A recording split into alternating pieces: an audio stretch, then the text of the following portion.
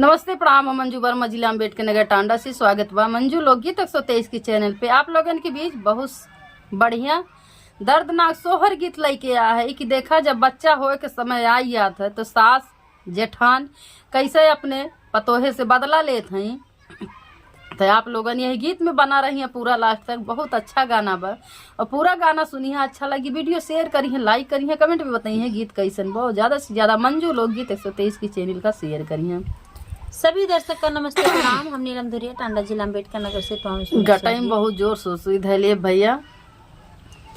उठे कमारिया में पेर मोरे सासू का बोलावा सैया सासू का बोलावा सैया सासू का बोलावा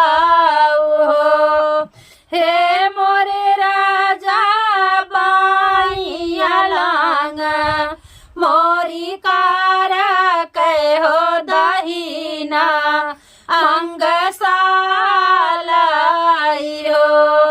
हे मोरे राजा बाइया लांगा मोरी कार कहो दहीना अंग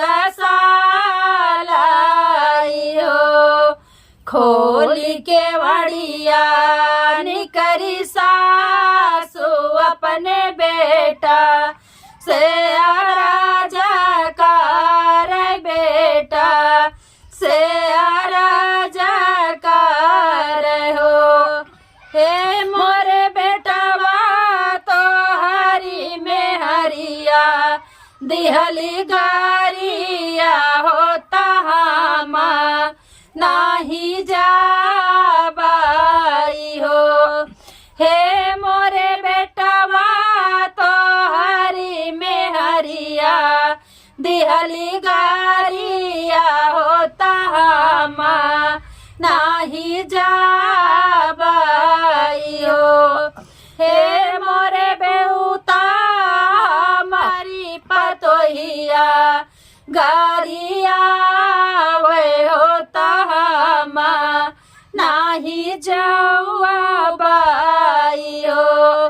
हे मोरे पूता हमारी पतोहिया गारिया वे होता हमा नाही छुआ बाई हो।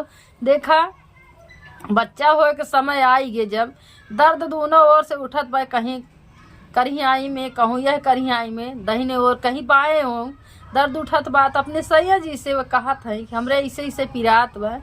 तो सासू माई घरे में इसे सुनत रहा थी तो आई के निकर के खिवाड़ी खोल के अपने बेटवा से कहा थी, ये बेटवा कैसे आई तोहार मेहरारू हमें गरियावत रही, बहुत उल्टा पुल्टा कहत रही है।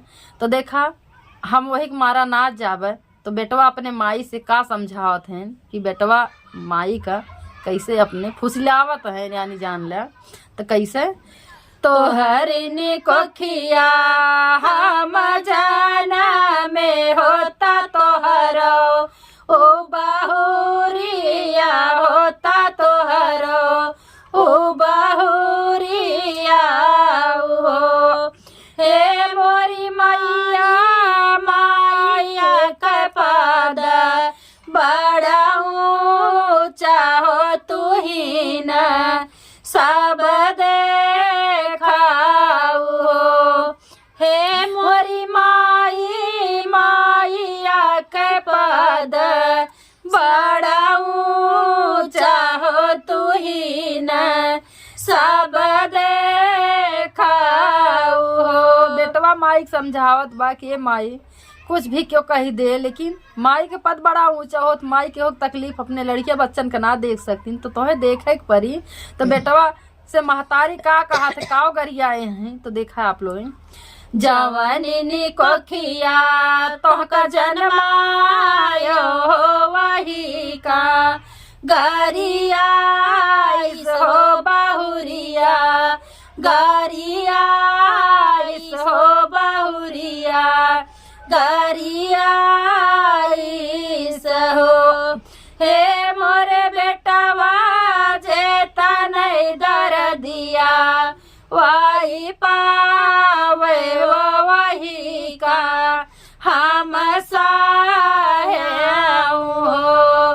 हे मोरे बेटवा जे तने दर दिया वही पावे हो वही का हम सहाऊ हो। सासू माई अपने बेटवा से कहा थी, ए बेटवा जौने तन से तोहे पैदा की है उहे तोहार मेहरारू गरियाए भाव जितना दर्द आज ओन्हे हो तो उहे दर्द सही के हम तोहे जन्माए ही पैदा किए है तो उहे दर्द ये वो सहत है तो हम जाब ना हमें गरियाए हैं। तो देखा का होत है आगे।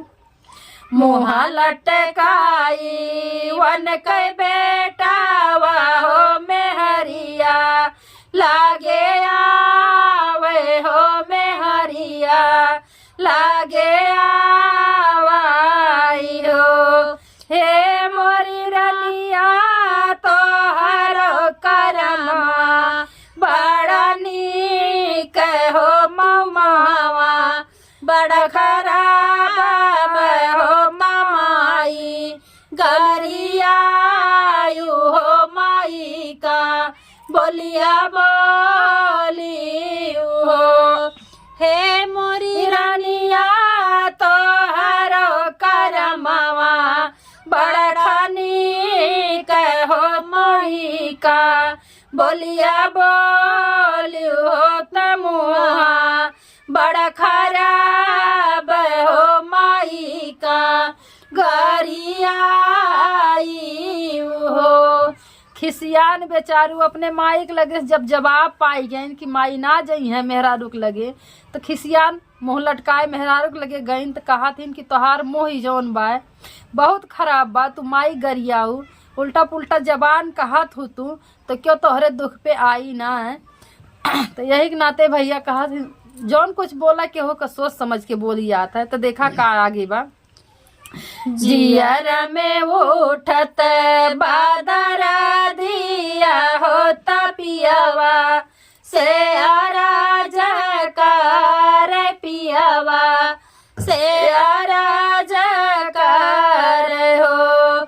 हे मोरे पियावा जेठानी तहाई राज रानिया हो तू नहीं का बोलाइला हो। हे मोरे पियावा जेठानी तहाई राजा रानिया हो तू नहीं का बोलाइला हो। अब खिसियाने पे अपने जेठानी के लगे अपने सैया जी का पठवत हैं कि अच्छा जा जेठानी जी का लिया ले आवा जौन सुख के पलंग तूरत हैं। कैसे कहा थी सुख के पलंगिया सोवै जेठानी होता देवरा गोहरा वे होता देवरा गोहरा हो। सुख के पलंगिया सोवै जेठानी होता देवरा गोहरा वे होता देवरा गोहरा हो। हे मोरी भौजी हमारी तिरियावा भाई व्याकुल हो लालन पीराया उठाए हो हरीला पीरा उठाई हो। हे मोरी भौजी हमारी तिरियावा भाई व्याकुल हो लालन पीरा उठे हो हरीला पीरा उठाई हो। हे मोरी भौजी चालत्यु तू हमारी कोठारिया होता जियरा मोर पहाड़ भइल बा। हे मोरी भौजी चालत्यु तू हमारी कोठारिया होता जियरा मोर पहाड़ भइल बा।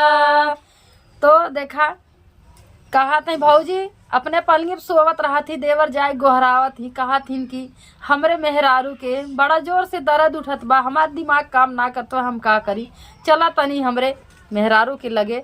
तो देखा वह का कहा थी भौजी अपने देवरे से, देवरू से काहे वन के भाऊजी हो देवरानी, तनवा मारे हो देवरानी, तनवा माराई हो।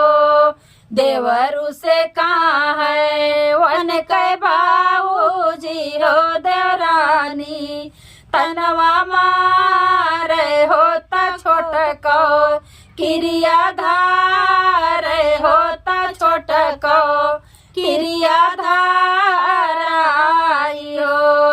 हे मोरे देवरू तो हरी दुअरिया, जाऊ डाकाबे हो तिरियावा, वन कै छूटी हाई हो।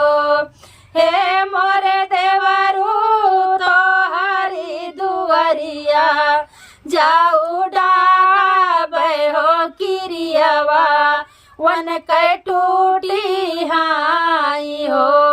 देवर जाक अपने भौजी से कहा थीन, तो भौजी कहा थे देवरू से कि तोहार मेहरारू हमें कसम धराई, किरिया धराए हैं, तो कैसे हम चली, अगर चलब तो हमरे छोटको के किरिया टूट जाए तो हम यह नाते हमहू ना जाबे। देखा बेचारू भौजियों के लगे से इतना खराब मेहरारू के बोली के नाते भौजियों के लगे जवाब पाई जाती। अब देखा का हो तो भौजी और का कहा थी, बापाई के घरे तीन मोहरावा होता दुई से, हमें जवाब मिला है धनिया, हमें जवाब मिला है धनिया, हमें जवाब मिला हो। इस सैया जी जब भौजी के लगे खिसियाए का थी अपने मेहरारू से कहा हैं, बापाई के घरे तीन मोहरावा होता दुई से, हमें जवाब मिला है धनिया, हमें जवाब मिला है धनिया, हमें जवाब मिला हो। हे मोरी सखिया अपन दुलहिनिया, लागे आवे हो वया की या तारे राई हो। हे मोरी सखिया अपने दुलहिनिया, लागे आवे हो वया की या तारे राई हो। हे मोरी सखिया तू तो बचानी, या कनी कहो तबाऊ क्यों नया हो। हे मोरी रनिया तू तो बचानी, या कनी कहो तबाई क्यों नया हो। सैया जी कहा थे हमरे तीन मोहार बादू घरे सम जवाब पाई गए, लेकिन तोहार मुंह इतना खराब बा कि तोहरे मुंह के आगे एक नाते तोहरे मुंह पे क्यों आवत ना बा।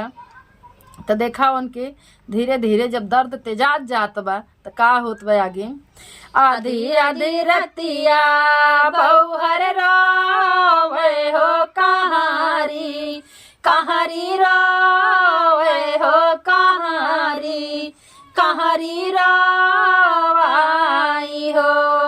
हे मोरी सासू तो हरी बिटियावा, बानी रहबे हो मीठीन, बोलिया बोला बाई हो।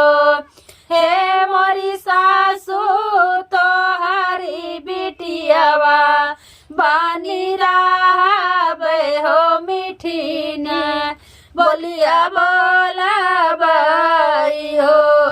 हे मोरी जेठानी तो हरी बहिनिया, बनी रहबे हो कटुका, नाही बोला बाई हो।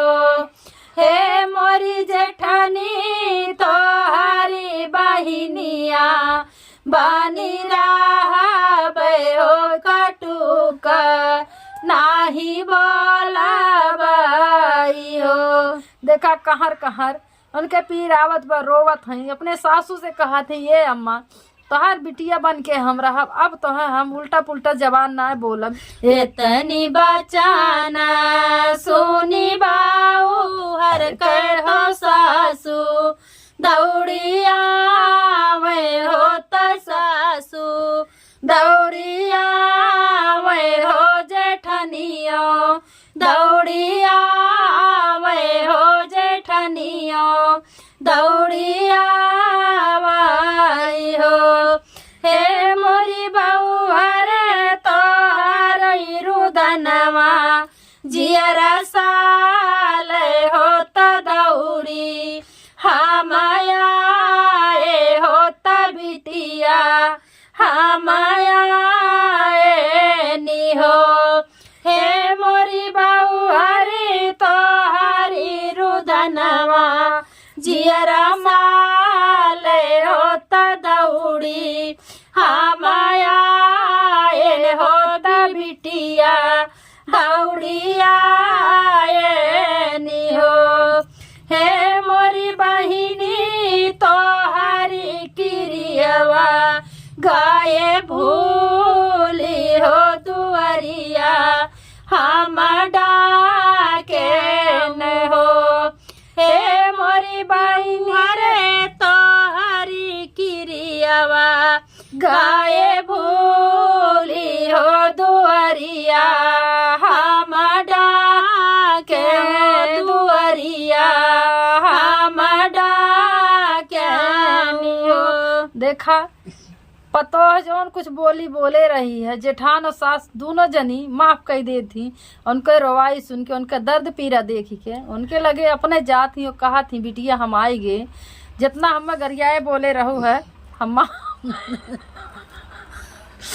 माफ कर दी है। ए भैया कन्नी का काट ली सही ना चौक गए। इन्हें कहा दर्द वाला गाना है तो इन्हें हंस दी, इनके कुछ काट रही से तब हमरे हंसी लग गए।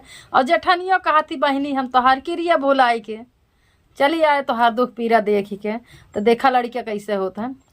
सूरज चंद्रमा यस लाला नावा होता गोदी या में खेले होता बाबू गोदिया खेले होता बाबू गोदिया खेलाई हो।